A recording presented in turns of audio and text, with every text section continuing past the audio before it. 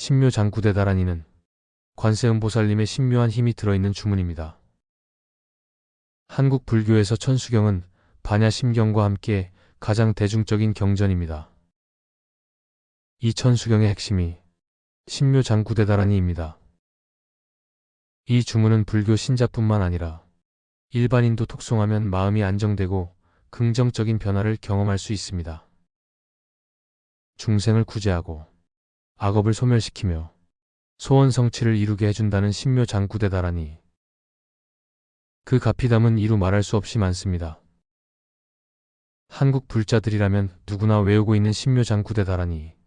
그 가피담을 이야기해 보겠습니다.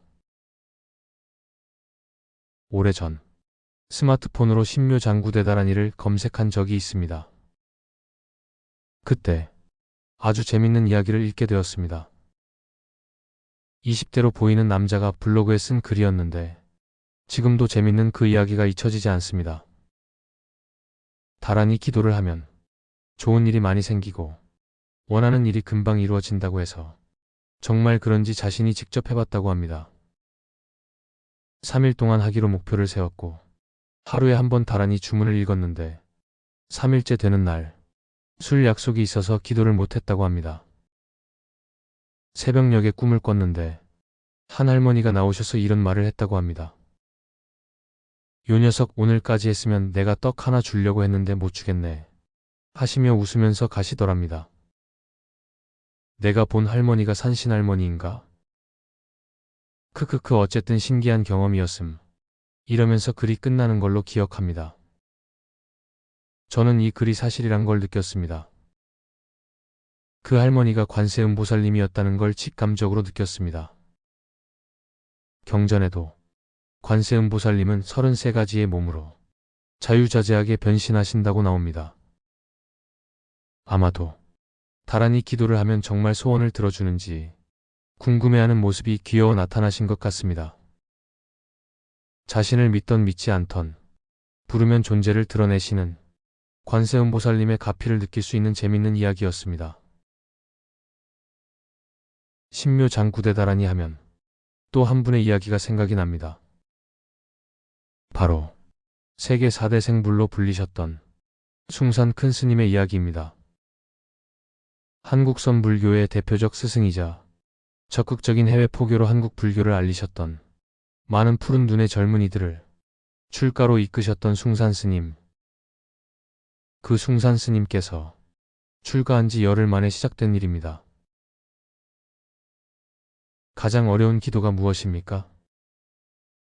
저는 이번 생에 도를 이루거나 미치거나 죽거나 셋 중 하나를 택하겠습니다.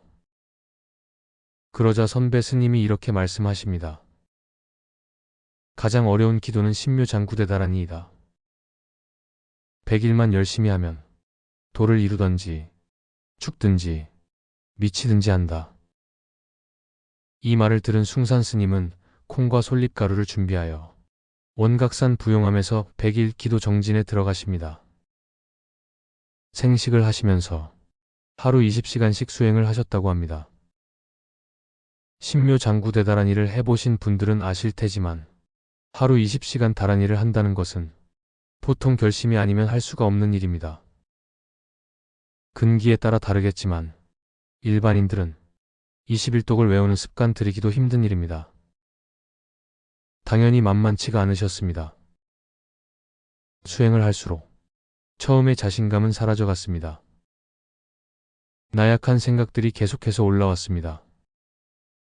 참선해서 깨치면 될 것을 이런 기도가 소용이 있는 걸까? 편하게 수행하는 것이 옳은 선택이 아닐까?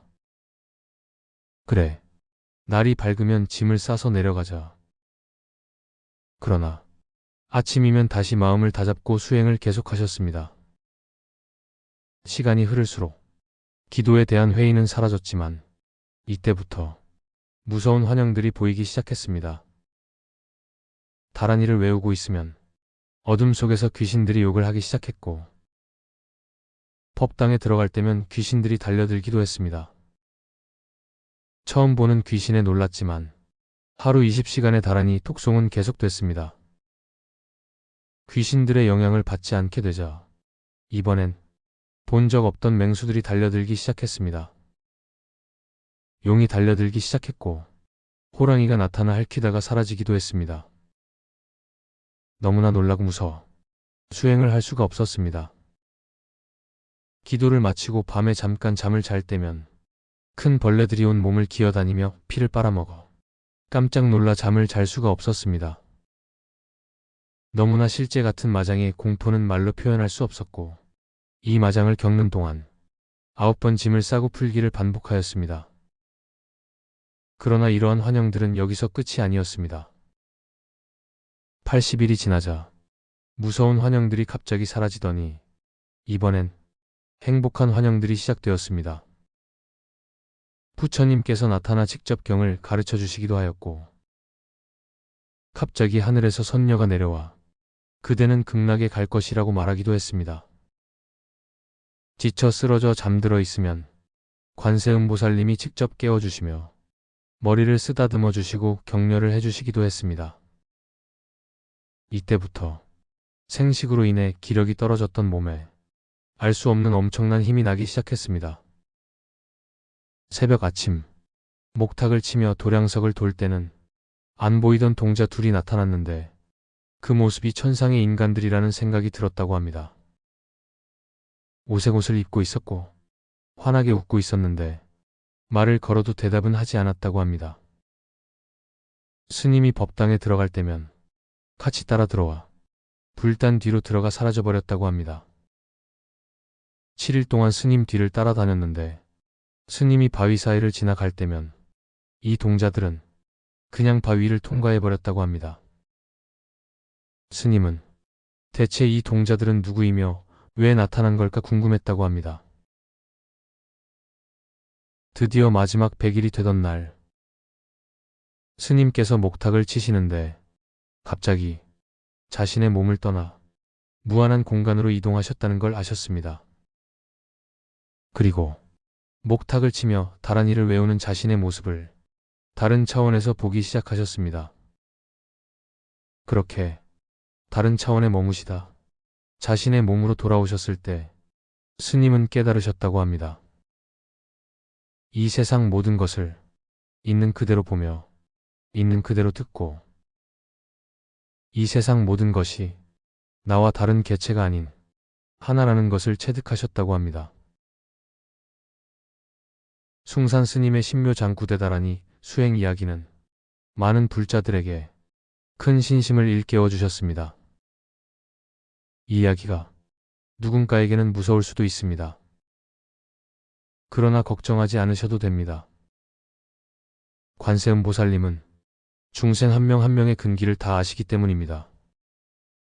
모든 수행의 현상은 자신의 근기에 따라 나타나게 되어 있습니다. 중요한 것은 중생을 사랑하시는 관세음보살님의 가피가 분명히 존재한다는 것입니다. 관세음보살님은 그 중생에게 중요한 것이 무엇인지 아십니다. 그리고 인도하십니다. 그 끈을 놓지 않는다면 말입니다. 관세음보살의 가피가 가득한 신묘장구대다라니를 하루 일독이라도 즐겁게 읽어보시기 바랍니다. 나의 업장을 녹여주시며 올바른 수행의 길로 나에게 맞는 인생의 길로 인도해 주실 겁니다. 다음 시간에도 가피 이야기를 들려드리겠습니다. 나무 관세음보살